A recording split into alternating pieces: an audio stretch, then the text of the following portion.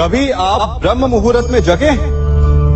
जगकर देखिए, संध्या होने के पश्चात जब रात्रि का अंधकार सारे संसार को धीरे धीरे अपने अंधकार में निगलने लगता है, तो यही अंधकार ब्रह्म मुहूर्त में भोर होने से ठीक पूर्व तनिक अधिक काला हो जाता है।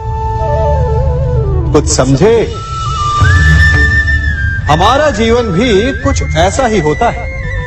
जब हमारे जीवन की समस्याएं अपने अंत पर होती है, तो यही समस्याएं एक भीषण रूप लेकर हमारे समक्ष प्रस्तुत हो जाती है और ऐसे परिस्थिति में अधिकतर लोग हार मान जाते हैं, भय खा जाते हैं। परंतु यदि आप हार न माने, भय न खाएं, दृढ़ रहें, निरंतर आगे बढ़ते रहें, तो प्रकाश के रूप में हमारा स्वागत करने के लिए सूर्य उदय सदा हमारे समक्ष प्रस्तुत रहेगा।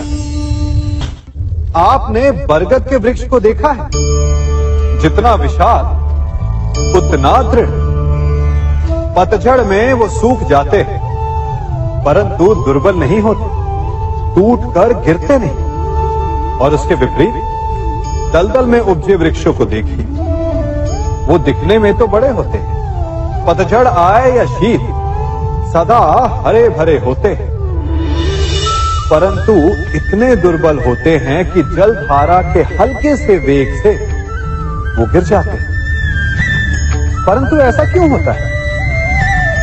कारण है जड़ें। जिसकी जड़ें दृढ़ भूमि में है, वो हर चक्रवात, हर ऋतुओं को सह लेता है, और जिसकी जड़ें दलदल में है, वो स्वयं की जड़ों को दुर्बल बना लेता है। कुछ ऐसा ही मनुष्य भी होता है, जो अधर्म, कुकर्म और असत्य की धरा पर उपजा है। वो समय की एक मार भी नहीं सह पाता, और जो मनुष्य सत्य, धर्म की धरा पर उपजा है, वो हर समस्या से अविचलित हो जाता है। अब आप पर निर्भर करता है कि आप क्या बनना चाहते हैं।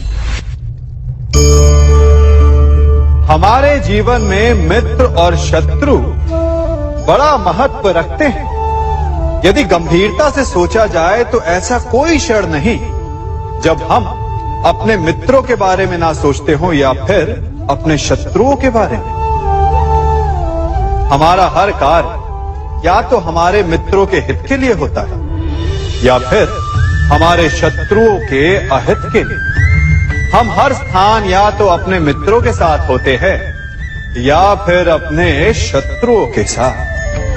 कोई नहीं चाहता कि उनका शत्रु प्रसन्न रहे। हर कोई अपने शत्रु को नष्ट कर देना चाहता है, और ऐसा करने के लिए वो हर संभव प्रयास करता है। उसे आर्थिक, मानसिक और शारीरिक हानि पहुंचाने का प्रयास करता है। परंतु यदि मैं आज आपको ऐसा मंत्र सिखाऊं जिससे आप अपने शत्रु को सदा के लिए नष्ट कर दे तो, और वो मंत्र है मित्र बनाना। अपने सभी शत्रुओं को अपना मित्र बना लीजिए और आपके सारे शत्रु स्वतः ही समाप्त हो जाएंगे। मैं क्या कर रहा हूं? मैं दिए प्रज्वलित कर रहा हूं ताकि अंधकार को मिटा सकूं। अब आप कहेंगे कि इसमें कौन सी बड़ी बात है ना? परंतु इसमें महत्वपूर्ण बात समझने के लिए यह है कि मैं क्या नहीं कर रहा हूं, और मैं अंधकार नहीं कर रहा हूं। क्योंकि अंधकार को मिटाने के लिए प्रकाश का अस्त्र तो उठाना ही पड़ता है। बुराई को बुराई से नहीं, अच्छाई से जीता जाता है। अन्याय को अन्याय से नहीं, न्याय से लड़ा जाता है। क्रोध को क्रोध से नहीं, क्षमा का साथ लेना होता है। ठीक उसी प्रकार एक लोहा लोहे को काटता है, परंतु एक ठंडा लोहा ही गर्म लोहे को काट सकता है। इसलिए यदि आपको अपने जीवन में विजयी होना है, तो अपने शस्त्रों को, अपने अस्त्रों को सोच समझ कर उठाइए, क्योंकि एक अनुचित सोच परिणाम पर भारी प्रभाव डाल सकती है। आप सब सोच रहे होंगे कि ये क्या मैं करने लगा।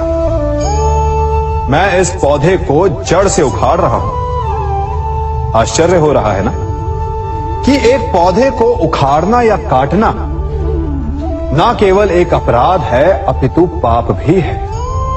तो फिर मुझे ऐसा करने की क्या आवश्यकता पड़ गई?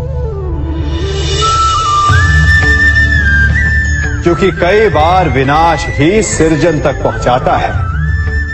यदि नया भवन बनाना हो तो पुराने भवन को गिराना पड़ता है। व्यवस्था को परिवर्तित करने के लिए क्रांति लानी पड़ती है। और उसी प्रकार यदि किसी वृक्ष या किसी पौधे की जड़ों में घुन लग जाए या उसका मूल सड़ जाए तो उसे जड़ से उखाड़ देना ही श्रेयस्कर होता है, ताकि उस स्थल पर नए पौधे उपज सके। युद्ध करना पर्याय नहीं, परंतु कभी कभी शांति के लिए युद्ध करना आवश्यक हो जाता है। संसार में सबसे श्रेष्ठ क्या है? फूल या कांटे, प्रेम या घृणा, संपन्नता या दरिद्रता, मित्र या शत्रु? बताइए। अब आप भी कहेंगे कि भला ये कोई पूछने की बात हुई? अवश्य फूल, प्रेम, संपन्नता और मित्र ही श्रेष्ठ है। परंतु क्या आपने अपने जीवन में कभी सोचा है कि हर एक भाव, हर एक वस्तु, हर एक घटना का एक गुण धर्म होता है? त्वचा पर जलन करने वाले फूलों से अधिक श्रेष्ठ वो कांटे हैं जिनसे आप अपने घर की बाढ़ बनाते हैं ताकि वन्य पशु आपके भीतर ना आ सके। वो प्रेम श्रेष्ठ नहीं जो आपको अंधा, लोभी, पक्षपाती बनाता। वो घृणा श्रेष्ठ है जो आपको नया मार्ग दिखाते। वो संपन्नता श्रेष्ठ नहीं जो आपको कृपण बनाते, मतदान बनाते। वो दरिद्रता श्रेष्ठ है जो आपको जीवन में परिश्रम करने की शिक्षा दे। कुविचार देने वाले, बुरा मार्ग दिखाने वाले मित्रों से अधिक श्रेष्ठ वो शत्रु होते हैं जो हमें जीवन का लक्ष्य दे दें। इसलिए अपने जीवन में हर वस्तु, हर भाव, हर घटना के गुण धर्म को पहचानिए और उसके पश्चात अपना चयन कीजिए। स्वर्ण। हम सभी को अपने जीवन में स्वर्ण से कभी ना कभी कुछ ना कुछ थोड़ा या अधिक मोह होता ही है ना? परंतु क्या आपने कभी सोचा कि स्वर्ण को प्राप्त कैसे किया जाता है? जब भूमिगत खदानों से स्वर्ण को निकाला जाता है तब वो एक पाषाण की भांति होता है। ऐसा पाषाण जिससे आप किसी को भी मार सकते हैं, परंतु उसे आभूषण के रूप में स्वयं के शरीर पर धारण नहीं कर सकते। यदि उसे आभूषण बनाना है तो उसे लंबी यात्राएं करनी होती है। उस पाषाण को पिघलना होता है। सुनार के हथौड़ी की अनेकों चोटें खानी पड़ती है। फिर काट छाट और उसके पश्चात जाकर वो ऐसा आभूषण बनता है जो हमें वर्षों तक, सदियों तक लुभाता रहता है। इसलिए यदि आपको समय पर विजय पानी है तो स्वयं के निर्माण पर समय देना होगा। हम सभी सुनते आए कि जो वीर होता है, साहसी होता है, शौर्यवान होता है, उसके समक्ष सारा संसार झुकता है। वीर भोग्य वसुंधर। परंतु वीरता है क्या? शौर्य क्या है? साहस क्या है? साहस युद्ध नहीं, वीरता विजय नहीं, शौर्य कभी ना गिरना नहीं। साहस किसी चुनौती के समक्ष खड़े होने का भाव है, तो वीरता उस चुनौती को उत्तर देने के लिए पूर्ण परिश्रम लगा देना है। और शौर्य का अर्थ है गिरकर फिर से उठने का साहस रखना, बार बार प्रहार करके वीरता दिखाना, निरंतर प्रयास करते रहना, निरंतर परिश्रम करते रहना।